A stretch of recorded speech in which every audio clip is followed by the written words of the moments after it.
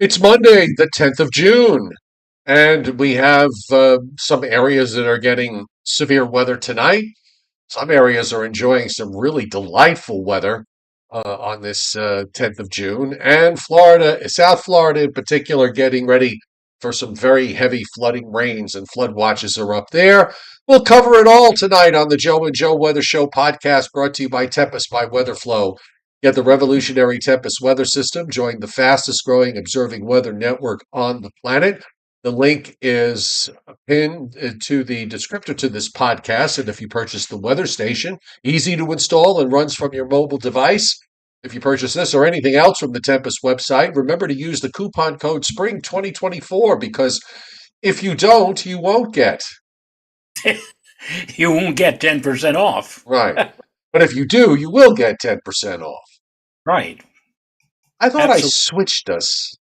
I thought I moved me to the left and you to the You're right. Now I got to do it again. gonna have to change that soon because we're what? Today's the 10th. We're only 10 days from the solstice. Well, I promise you that I will do just that when we get close enough that for summer 2024. Right now it's still spring 2024. I gotta laugh because we had a guy in the sales department at the weather office, the weather service that I used to work for, and every once in a while he would come out and he'd say, "Somebody wants to know the date of the salsa." The salsa. Oh, good Lord. All Yep. right, I have to do something here that I forgot to do.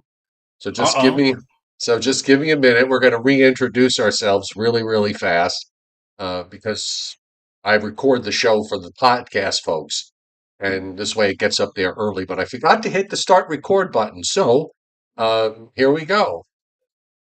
Welcome to tonight's Joe and Joe Weather Show podcast on this Monday, the 10th of June. It's acting like a Monday around here. And we hope everybody had a great weekend. Welcome to everybody on the chat board tonight. And for those of you who are lurking in the background, big hellos and big hugs to you. Subscribe to my YouTube channel because you never want to miss the Joe and Joe Weather Show. How could you even think to function on a daily basis without knowing what the weather's going to be? But we'll let you know Sunday through Thursday at 7:35 p.m. And Fridays and Saturdays are off days unless there's a storm going on. And this Sunday is Father's Day, so I don't know about you, but I'm thinking that we're not going to have a show this coming Sunday. Oh. Okay. Well. Well, that's, us dads and granddads. We've got kids and grandkids we're going to want to spend time with, so um, we're gonna do just that. Yes. Well. Whatever you care to do. I'm trying to figure out what I'm going to do on. Well, probably from rumor We're has it going to that. do what makes you happy, Joe. That's what Father's Day is supposed to be. The day that dads get to do what they want. And I have said for years that every Father's Day, I go to the racetrack, I sit there and bet horses all day and just relax and have a good time. I've been planning to do that for 30 some odd years, and one of these years I'm actually going to get to do it. Well, I did not know, by the way, and you did not tell me, and now I know that the Belmont Stakes this year and next year will not be run at Belmont. Right, it's Saratoga because they're rebuilding the whole complex there. Yeah. I think So, they're but I did they're not. they're putting a hockey arena in 'cause that's a huge property. So Yeah. they're adding a few sports thing going, a separate sports arena plus the racetrack. So yeah, so Saratoga has it again next year. That's why they run it at a mile and a quarter because the Saratoga track, if they had to start the race, if they wanted to run it at a mile and a half, Right. the starting point would be at the narrowest part of the racetrack, and they would not be able to get uh, a full run of horses.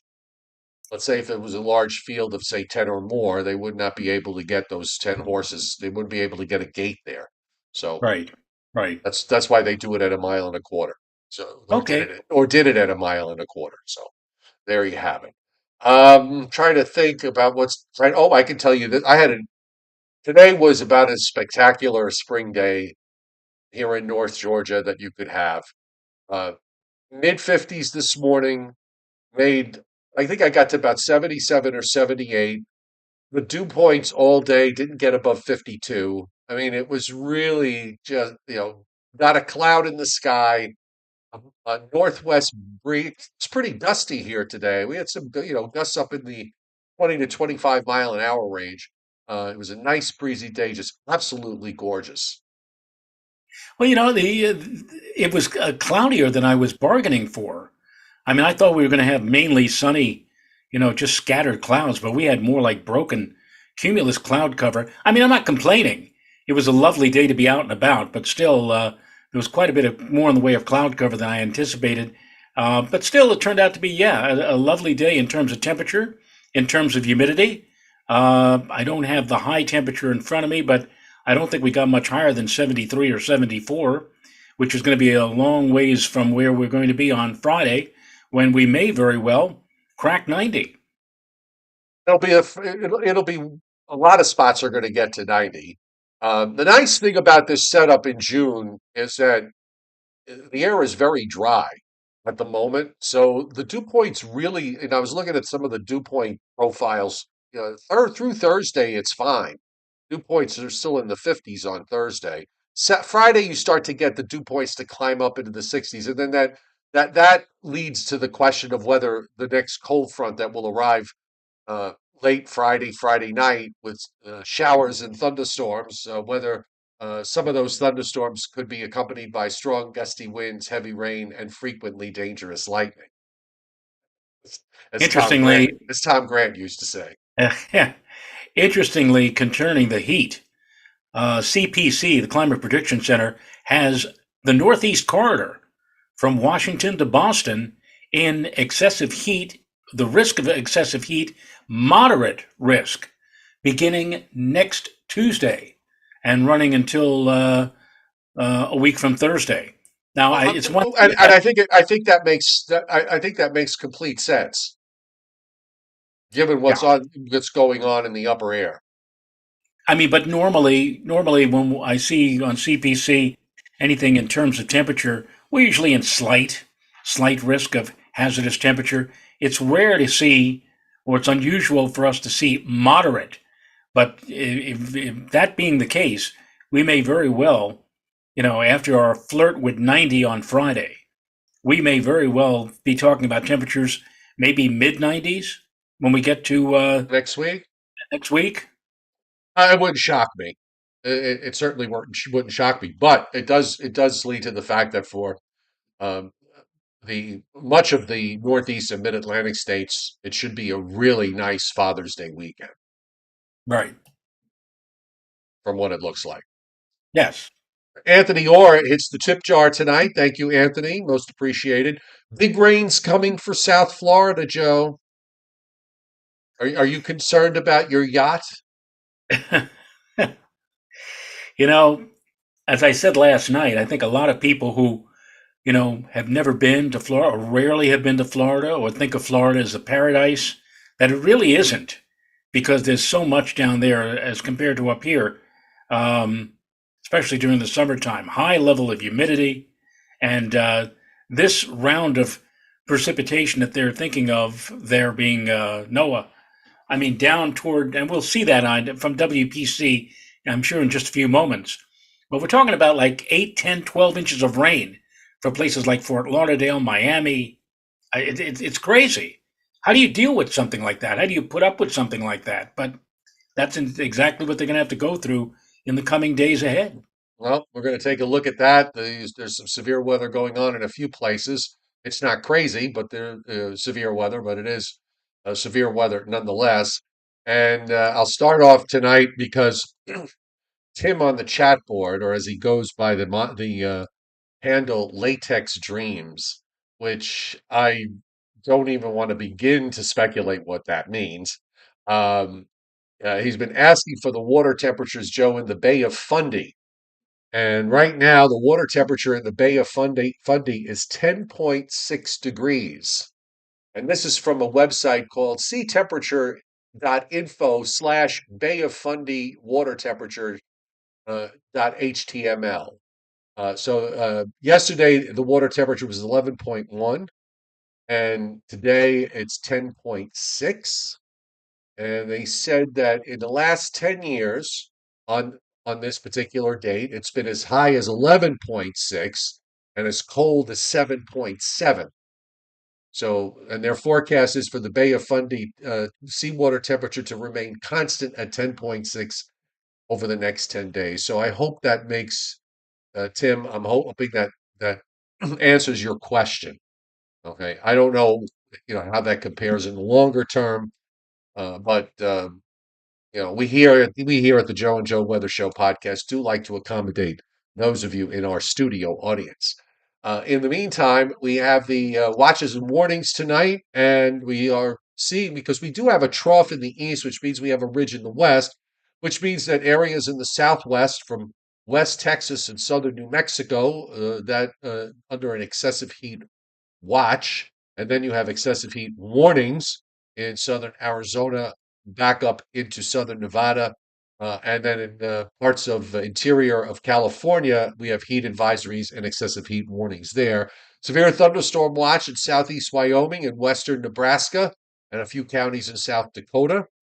We have also a smaller severe thunderstorm watch covering a handful of counties in uh, east central Georgia and in eastern South Carolina. Not quite up to Myrtle Beach, but it looks like Charleston's on the edge of that. And the first flood watches are now up for South Florida. Those went up this afternoon. And that includes Fort Lauderdale, Miami-Dade County. Fort Myers is just out of it, uh, but Naples is in it. So just so you know, just to give you some perspective here, these are the first, and we'll likely see them get expanded further north after the first round of rain goes by. Frost advisories up in the upper peninsula of Michigan and in the northern part of the lower peninsula of Michigan, and for a few counties in northeast Wisconsin. And the issue today for you, Joe, is the fact there's an upper trough that one more upper trough around this upper low is swinging around, and it's there.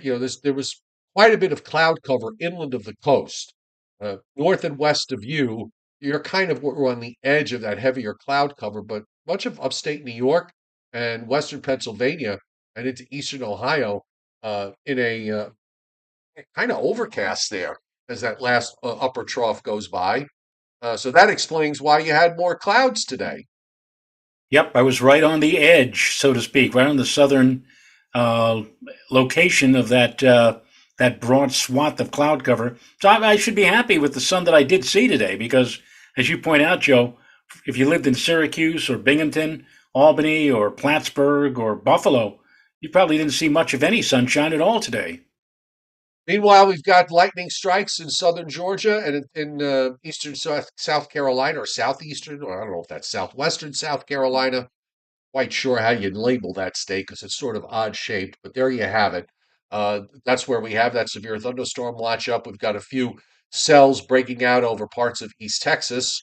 They're a bit more numerous in eastern New Mexico going into West Texas, and we're starting to see some cells firing up in western Nebraska and on up into western South Dakota. That's where most of the lightning strikes are.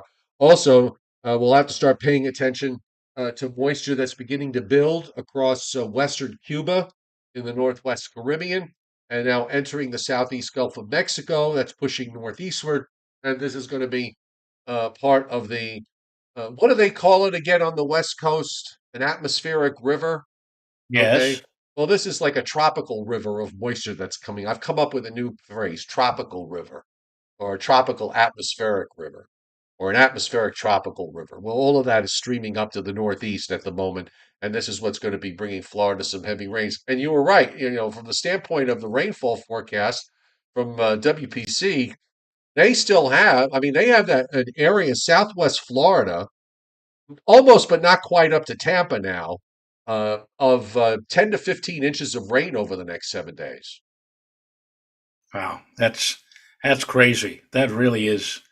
That really is. Even for Florida, and we're not even talking about a tropical cyclone.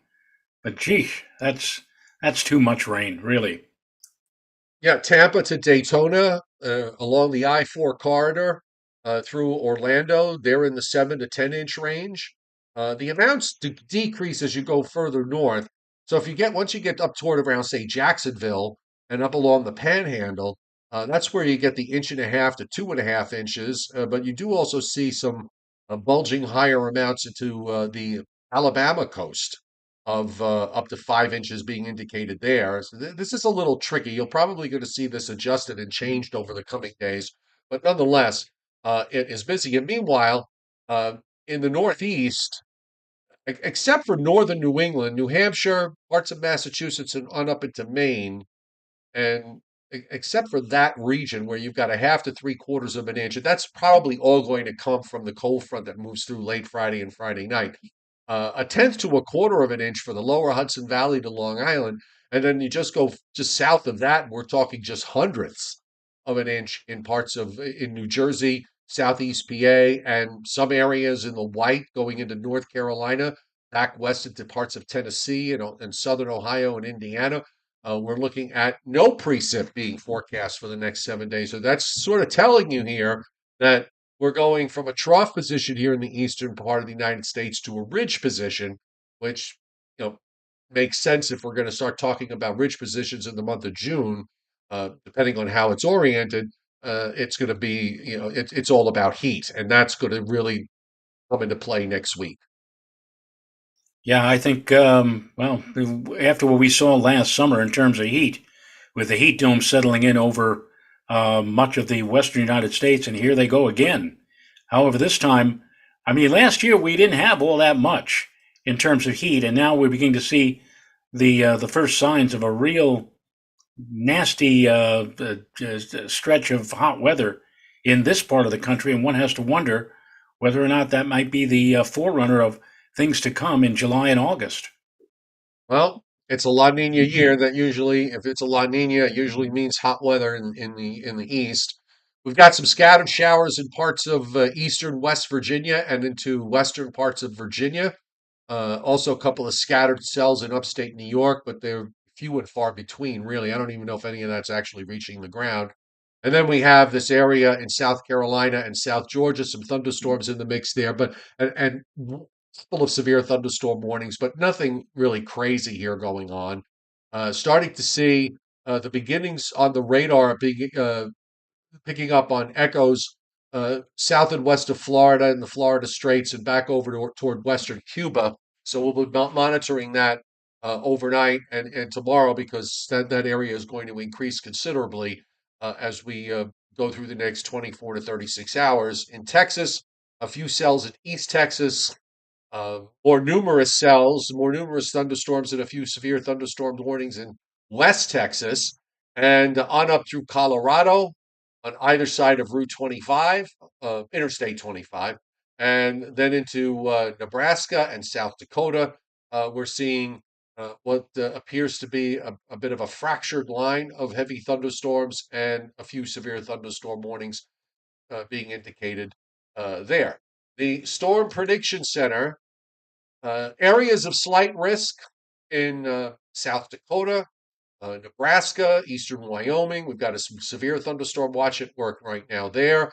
You've got a small area of slight risk in South Carolina into southern Georgia, where they have another severe thunderstorm watch up at the moment, and then an area of slight risk, but no severe thunderstorm watch yet in West Texas. And if we take a look at this, tornado risk tonight is 2% in the Georgia storm and the South storms and South Carolina storms, and 2% in the Dakota in South Dakota into Nebraska and eastern Wyoming. Tomorrow, we're looking at marginal risk for a small area in eastern North Carolina, a marginal risk in southeast Minnesota and northeastern Iowa, western Wisconsin, southeast Colorado, northeast New Mexico, and then a marginal to slight risk in south central Texas.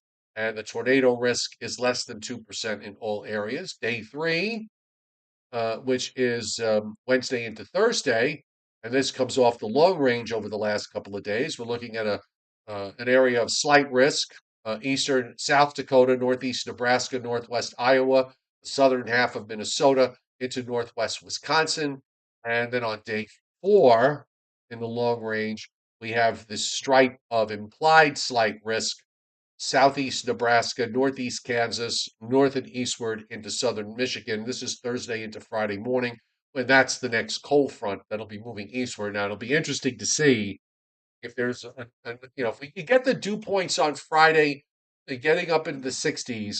If the wind is more west than it is south, and there's not a half bad looking shortwave that's going to go through. I just wonder whether we might have some severe weather risk being indicated by SPC when we get there.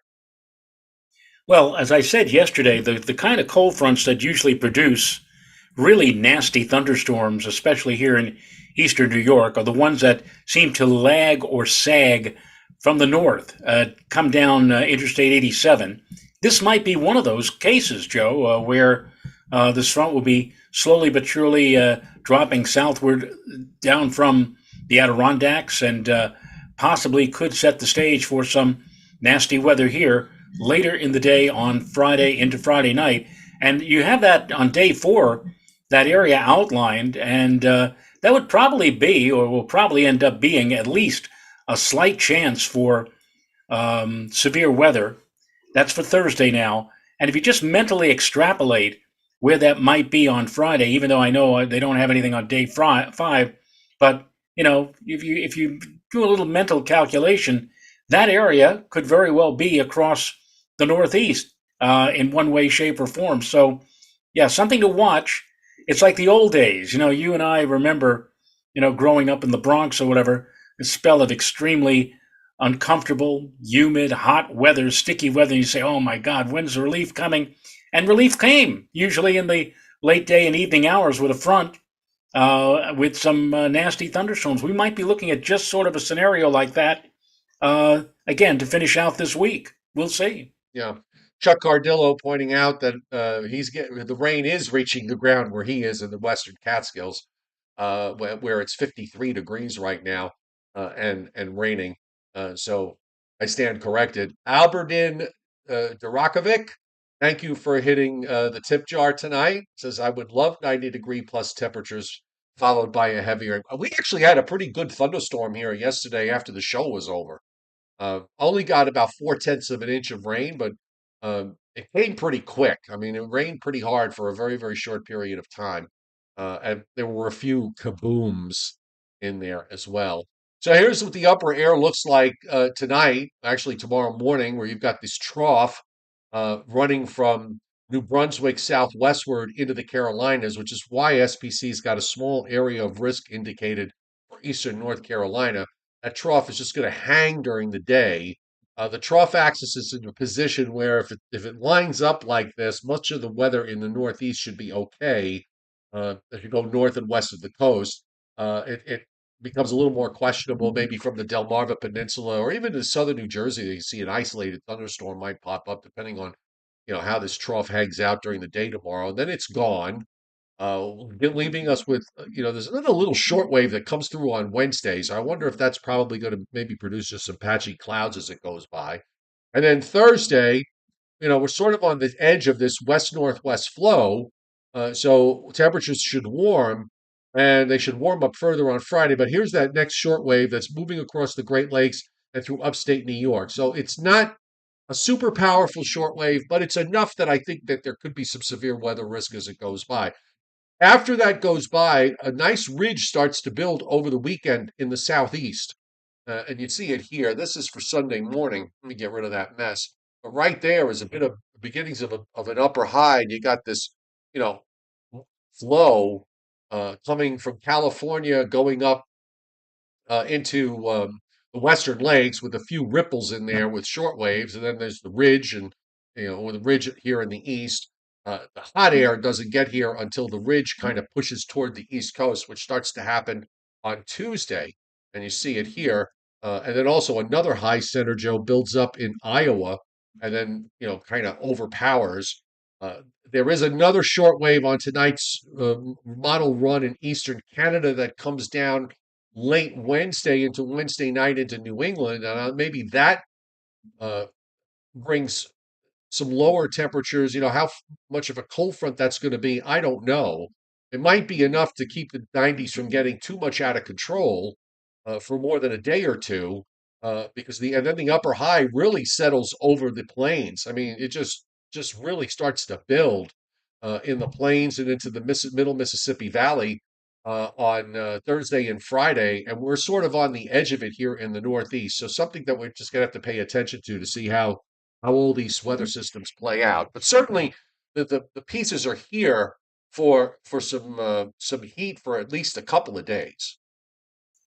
Now, we spoke about a little while ago at the beginning of the show about all of the rain that Florida is going to be getting, especially Central and South Florida. And actually, Joe, that I think we touched upon this yesterday.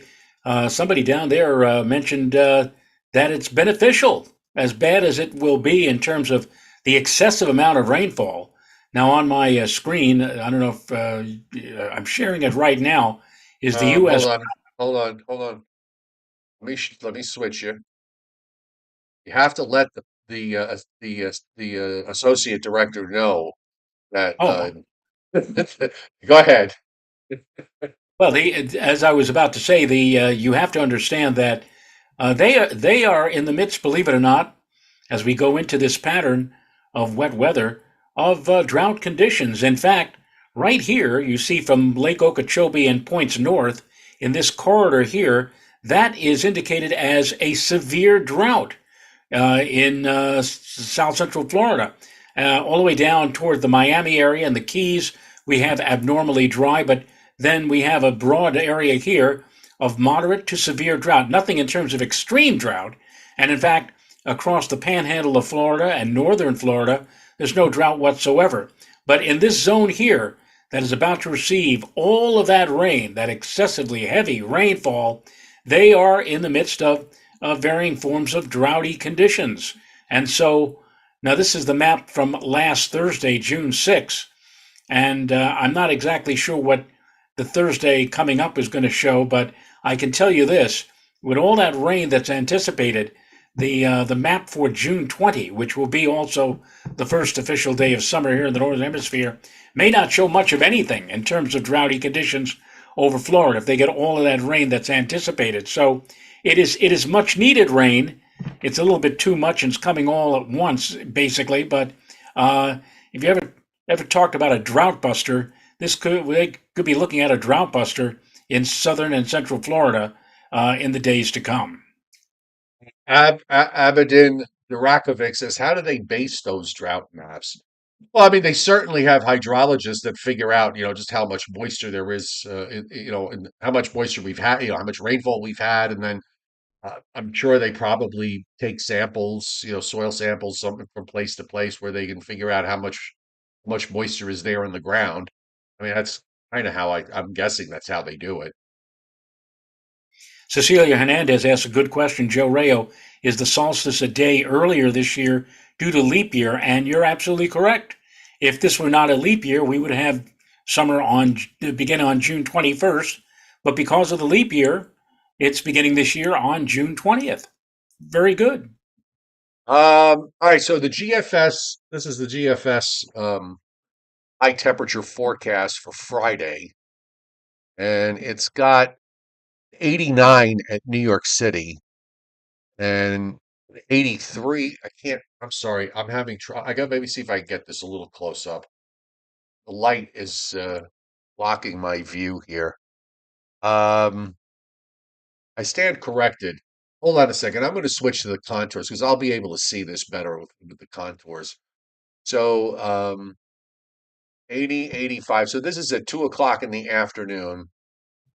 So they actually have for Friday, for whatever reason, uh, and this might be one of those instances where the models are just not doing enough. We oftentimes in the spring, under certain conditions, you're going to get temperatures that are going to, bust on the model forecast.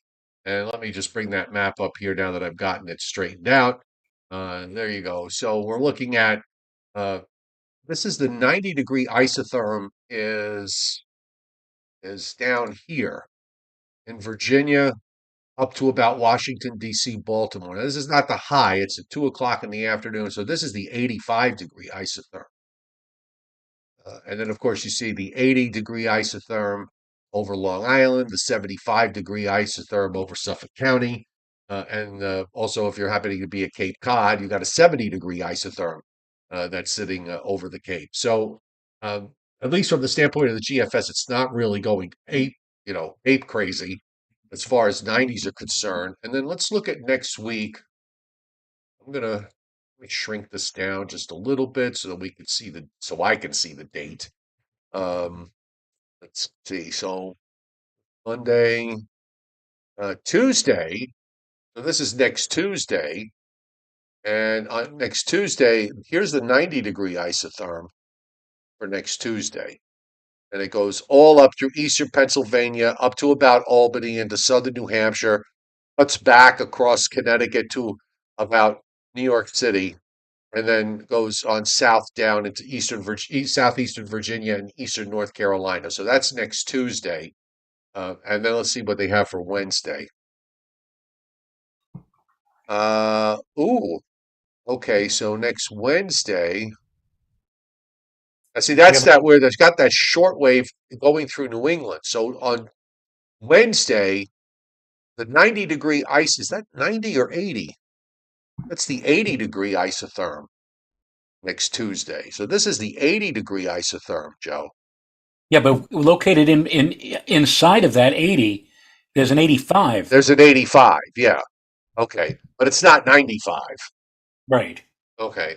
So that would be predicated on some kind of front that comes through from the north. So we have to see if the GFS is actually right on that because it may not be. It loves to do that sometimes in the long range where it's got a front coming in, some sort of front dropping down through New England and trying to push it, south down into the mid-Atlantic states, and then we get closer, and that upper low and that short wave are, far less dominant. And of course, if we look elsewhere, further south, at least this is what the model is doing. I don't know. It doesn't seem to make too much sense here with these contours here. They're not as hot as I thought they would be. This is just not making a lot of sense. I mean, I would think it would be mostly in the 90s across much of the southeast, and it's not. At 2 o'clock in the afternoon on Wednesday, it's got a 75-degree isotherm here. That doesn't make any sense. Let me switch back to the other map. That's contours. That's shaded. Uh, Executive producer Ruben Fairchild says the GFS was wrong all winter. Why would we expect it to be right now? Yeah, it's really weird. Look at this. This is from Monday, and then Tuesday, it's got 60s and it's got 70s. It even has an upper 60 in northwest Georgia. Now, maybe it's because it's got rain. Maybe that's the reason, and that is the reason. It's bringing up that tropical moisture early next week into the southeast, which is why the temperatures have been cut down so much. And here's where the surface, uh, you got this front that comes through on Friday, and it does actually produce some showers and storms, and it looks like it might be a little more intense up in New England, which is why WPC's got more rain there. Meanwhile, you can see the waves of rain. Let me just back this up. Starting tonight, and then particularly during the day tomorrow, it looks like a clobbering of rain in South Florida during the day tomorrow and tomorrow night. Then a break, and then maybe some more clobbering Wednesday night and Thursday, or later Wednesday night and Thursday going into Friday. Front goes through and you get the high for the weekend with nice weather. But then again, you've got lower than normal pressures in the Gulf of Mexico pushing tropical moisture northward, and it's bringing in rain into the southeastern part of the United States and across the Gulf states for, excuse me, Tuesday into and Wednesday of next week, and some heavy rain at that in some places. So that's something that might prevent widespread heat from developing in the eastern part of the United States, or at least if there is heat, Joe, it may only last for a day or so in the Northeast before another cold front comes through. And I think that's what the models are, telling us here. Yeah, there's another front on later Tuesday night that pushes on through, and that might put a halt as to how high the temperatures will get. Well, that would be nice. We all remember. I remember back in the day, these protracted spells of heat, haze, and humidity that lasted for more than a week, sometimes like 8, 9 days before something finally broke the back of those stagnant air masses. So hopefully we're not going to get into that kind of a pattern anytime soon. Although I could deal with 1 or 2 days of hot, hazy, or hot, humid weather, as long as it's not prolonged. I really don't know how the people out in the Southwest have been dealing with this over the last few years, but looks like they're in the thick of it, so to Yes. speak. Again, Just going back to Florida, the two things I want to point out. So WPC has for Tuesday into Wednesday, right now they have a slight risk for flash flooding, which is a 15 to 40% chance for some localized flash flooding in uh, draw a line somewhere between Tampa and Fort Myers, about a little more than halfway south of Tampa, and then toward the East Coast. From there south, and that's where your slight risk is. Marginal risk further north, also marginal risk throughout much of eastern and central Texas. And then on the next day, which would be Wednesday into Thursday, they have the slight risk pushed up further north. Draw a line from Tampa to Daytona, so from there south, again, a slight risk. We might see this go to a moderate risk after Tuesday's rain, depending on how much falls, and then a shrinking area of marginal risk in parts of South and Southeast Texas. Looks like Houston is in it, and so is Austin, and San Antonio sort of on the edge of this.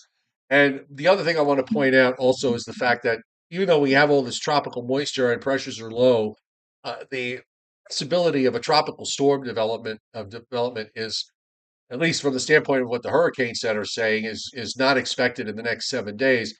And actually, Joe, if you look at the upper air, uh, the conditions really for some sort of low to develop down here are not really all that positive.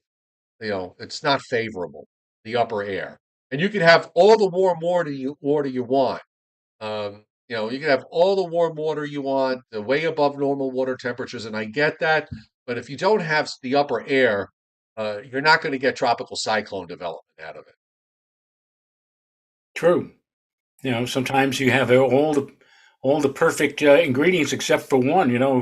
Wind shear, or perhaps this early in the season, Sahara Desert dust, which can make it all the way across the Atlantic Ocean, which could help to preclude hurricane activity or tropical cyclone activity. So yeah, you could sometimes have everything but uh, one thing that goes against it. So Yeah, in yeah, fact, if I'm just looking really, here, there is very strong shear across much of the Gulf of Mexico, but particularly the eastern Gulf of Mexico and into the Northwest Caribbean. You've got westerly winds all over the place. So the likelihood of a tropical system developing in this sort of shear environment is highly unlikely. But as I said yesterday, it doesn't matter because you're going to get a ton of rain anyway, regardless of whether you wind up with a developing tropical depression or tropical storm or not. You're still going to get clobbered with heavy rain. right. I mean, last year here in Putnam Valley, I mean, the system that stands out was Irene. Irene dumped like almost about a foot of rain on my property, and yet last year in mid-July, I don't remember the date exactly. I think it was July 14th or 15th or whatever like that. We had over 9 inches of rain. There was no hurricane. There was no remnant of a tropical cyclone or system. It was just ongoing moisture, thunderstorms, heavy, heavy rain for a long interval of time, and it put down over 9 inches of rain. But again, that's the way it goes sometimes. Sometimes you don't need a tropical system to bring you a tremendous amount of rain, or a devastating amount of, or an excessive amount of rain. So you're right, Joe. It doesn't necessarily. And the funny thing is, I've always said this: if it's a heavy rainstorm, if it's your average low pressure system, which is accompanied by a lot of energy and a lot of moisture, you know, it'll be given fair coverage on the weather segment of the local news. But if for whatever reason that particular system ends up with a name, all of a sudden it goes shoots up to the top of the Yeah, list in the exactly. news headlines. Then You then can you have make you can make an apocalypse when you can put a name on it. Right. Well, then you have the news director and the executive producer calling you in on the carpet, so to speak, and saying, "What is it? What is about this thing?" And then you realize that at the editorial meeting, like literally half the staff is out there getting ready to cover this. But again, if it didn't have a name, oh, just a heavy rainstorm. We'll deal with it. That it's so funny. But that's the way media or news coverage sometimes is with in terms of weather.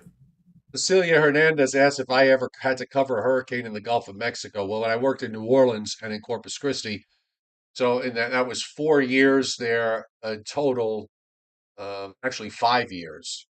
So in that time, there were just it was during a period where there weren't many storms going on that happened in the Gulf of Mexico. In that stretch, there was two. Trying to remember now. There was one hurricane that I was on vacation and I flew back and we flew around it, and it was a weakening storm as it moved into South Texas, south of Corpus Christi, where I work. When I worked in New Orleans, we had Elena, which came in from the east, and everybody was in a panic because it was going to track right into the Gulf, into Lake Pontchartrain from the east, which is what like worst case scenario, except that the hurricane was really, really small. And I was about 10 miles from where the I pass on the west side, and I had no more than a 10 mile an hour wind.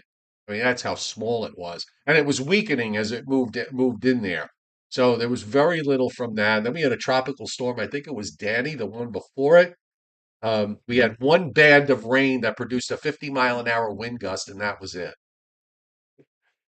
And hardly any rain out of it either. So, no, didn't see. It wasn't until I was back in the Northeast that I actually experienced more tropical activity as opposed to when I lived down in the Gulf Coast. But that's just the way it works sometimes. A tight And little. yeah, it was very small. It was a very small hurricane. I mean, you literally had to be, there were strong winds on the east side, but the way it came and it was weakening as it moved.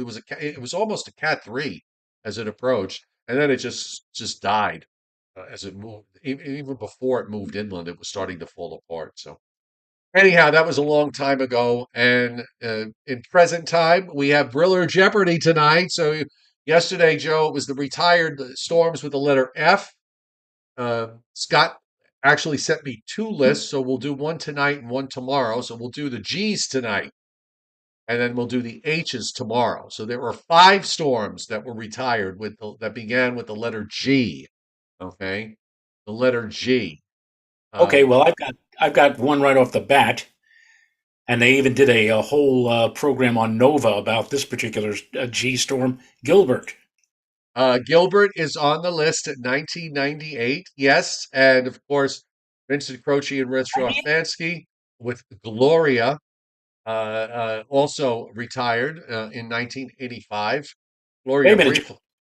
you said Gilbert was 98? I thought it would be 88. I thought it was 88 too. He's got 98 on here. I think he meant 88. I Oh, think you okay. I think you are right. 88. Gloria in 1985 briefly became a Category 5 hurricane when it was just north of the Bahamas, but by the time it made landfall on Long Island, it was anything but a Category 5 hurricane. It was barely a 1. But That was the storm. That was the storm that Dr. Neil Frank, who was the director of the National Hurricane Center, he literally sat on a chair for like 18 or 20 consecutive hours and taking one television or radio station after another, after another, after another. He was giving God knows how many interviews he gave, telling everybody this is when it was around Category 5 status and talking about the potential because the storm looked like it was making a beeline toward the New York metropolitan area. I mean, oh my goodness, oh this is going to be terrible. And as you just mentioned, Joe, by the time it reached us or hit Long Island, it was probably closer to a Category 1. And a lot of the people after Gloria, remember this? A lot of people were PO'd at yeah, Dr. Frank. because as I always say, Joe, I'm sorry you didn't get the destruction you were hoping for. Yeah, exactly. Exactly. Crazy, you know. Uh, it defies logic sometimes the way people react. Maggie P. Georges, like this happened. Georges. Yes, in 1998, retired. Uh, so Ugh. we've got Gilbert, Georges, and Gloria, and Chuck Cardillo and Patrick Darcy have a fourth one. Gustav, Gustav in My, bro- 2008. my brother-in-law's middle name is Gustav. I should have remembered that. Yeah. Yes. So that leaves us with one, Joe. One storm left, the letter G. Oh, and Dennis Cassia and Anthony Orr. Very good. They got it, Joe. Greta in 19, Greta. in 1978. I have no memory of that. I don't either. Greta. I don't even have any memory. I mean, I remember the name Gustav. I just don't remember who got what with Gustav. Jason Fox, Gladys would probably have been on the list too. Gladys, if I remember correctly, approached Category 5, but it was a very small, as we just mentioned a few moments ago, tightly wound up storm out in the Atlantic Ocean and did not hit anybody. It was a Right. fish storm, but had it made landfall, it almost certainly would be on the retired list right now. I think that was Yes. I think it was 1975 when Gladys was whirling around out I there. thought So was it 75 or 77? it might have been 77, sometime in the mid 70s. Right. Oh well. So tomorrow night, folks, don't cheat, okay? There's no need to cheat. Let's just kind of try to test our memories to see if we can still remember these things. But don't tell them Um, the letter. well, if With we did F yesterday, we did G today, so hello. Which hello was not retired. That's still a possibility. The Joe and uh, Joe Weather Show podcast brought to you by Tempest by WeatherFlow. The revolutionary Tempest weather system can be yours, and you can join the fastest growing observing weather network on the planet. The link is on the description to this podcast. Use the coupon code SPRING 2024 because if you do, you get. 10% off. And also on the descriptor, I should mention, I rarely mention this, but if you shop on Amazon, if you use the referral link that's on the description of this podcast for your purchases. You don't have to purchase what's on the screen, but if you use that as your starting point and you wind up buying something, Amazon throws us back a couple of nickels. So it's another way if you want to, show us a little bit of support. Use the Amazon link that is um, that is on the description of this podcast. All right, so we'll see everybody tomorrow night, right? You have a good one, folks. And thank you for the 54 likes. And we had two super chat hits tonight. Hold on. Anthony Orr and Abedin Durakovic. Thank you both for hitting super chat. Night night.